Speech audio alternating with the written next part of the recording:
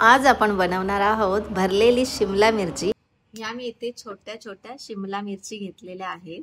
एकदम छोट्या छोट्या निवडून घ्या तुम्ही पण। ही अशी शिमला मिरची कशी कट करायची मी तुम्हाला आता दाखवणार आहे। शिमला मिरचीचं जे डेट आहे तिथे अशी सुरी थोडी रुतून घ्या आणि ना अलगद असं होल पाडून घ्या त्याच्या देठाच्या इथूनच।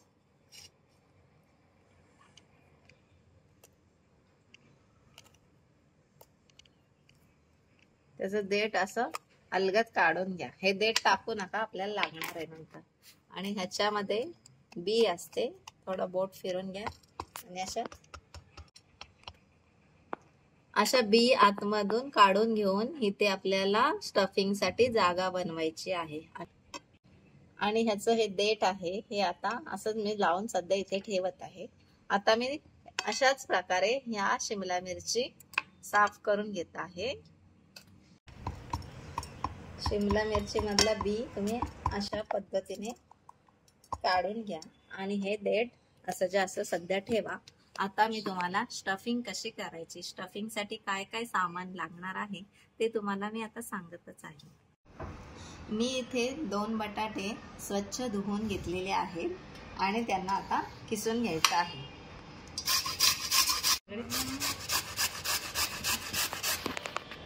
असा बटाटा किसून घ्यायचा आहे, साल न काढताच किसायचा आहे। आता ह्याच्यामध्ये आपल्याला थोडीशी हळद घालायची आहे। हळद, थोडं लाल तिखट घालूया, हिरवी मिरची पण घालायची। आता मी ह्याच्यामध्ये अर्धा चमचा जिरं घातलेला आहे आणि ह्याच्यामध्ये आता आपण चवीप्रमाणे मीठ घालूया। जास्त मीठ नका घालू, खार होता। एक हिरवी मिरची मी कट करून ह्याच्यामध्ये घातलेली आहे। आता ह्याच्यामध्ये थोडीशी कोथिंबीर घालते। आता हे मिश्रण आपण मिक्स करून घेऊया। सगळं एकजीव झालं पाहिजे, अशा प्रकारे तुम्ही हे मिक्स करून घ्या। आता हे मिश्रण रेडी आहे। आता आपण शिमला मिरची घेऊन त्यामध्ये हे मिश्रण भरायचं आहे।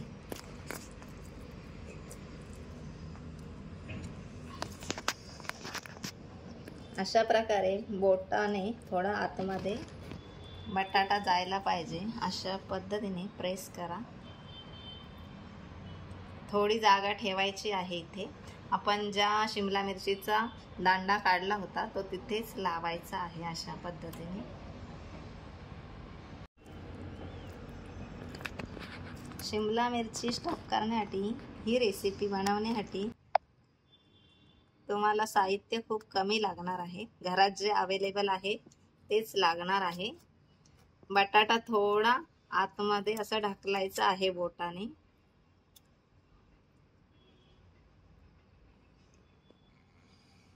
हे थोडंसं दाबून लावा।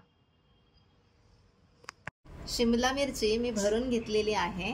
आता तुम्हाला ती कशी फ्राय करायची ते दाखवते। त्यासाठी मी इथे जाड बुडाचं पॅन ठेवलेला आहे, एक कढई ठेवलेली आहे। पातळ ठेवू नका तुम्ही, पातळ कढई ठेवली तर ते लगेच जळतं।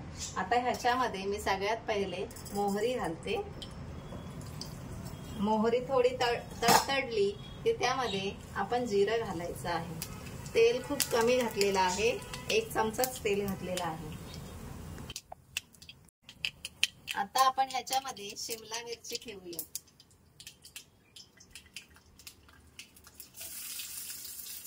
अशा पद्धतीने शिमला मिरची ठेवून त्याला झाकून घ्यायचंय 5 मिनिटासाठी। आता आपण एकदा तिला उघडून बघूया मिरचीला। गॅस लोच ठेवायचा आहे आणि थोडी टर्न करायची। तुम्ही बघू शकता एका साइडून थोडी अशी झालेली आहे शिमला मिरची।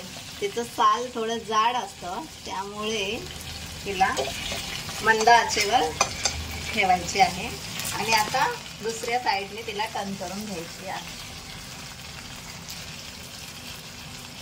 आता पुन्हा शिमला मिरचीला आपण झाकून ठेवूया आणि गॅस मीडियम ठेवा, पण मध्ये मध्ये तुम्ही चेक करत राहा। आता 2-3 मिनिटांनी पुन्हा त्याला ओपन करून बघा तुम्ही। आणि आता दुसऱ्या बाजूने शिमला मिरची टर्न करायची आहे.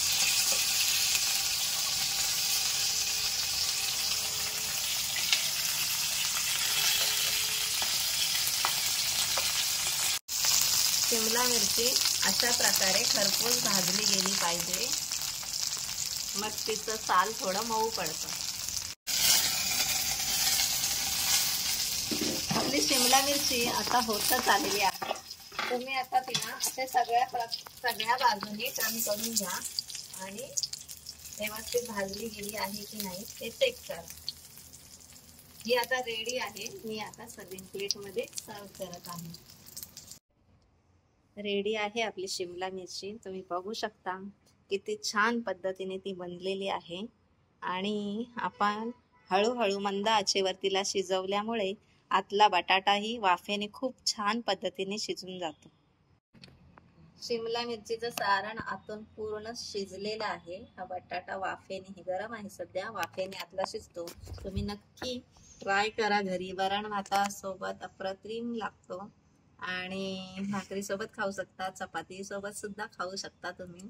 तुम्ही ट्राय करा घरी आणि मला कमेंटमध्ये सांगा कशी बनले ती. आणि माझ्या चॅनलला सबस्क्राईब करा आणि रेसिपीला लाईक करा.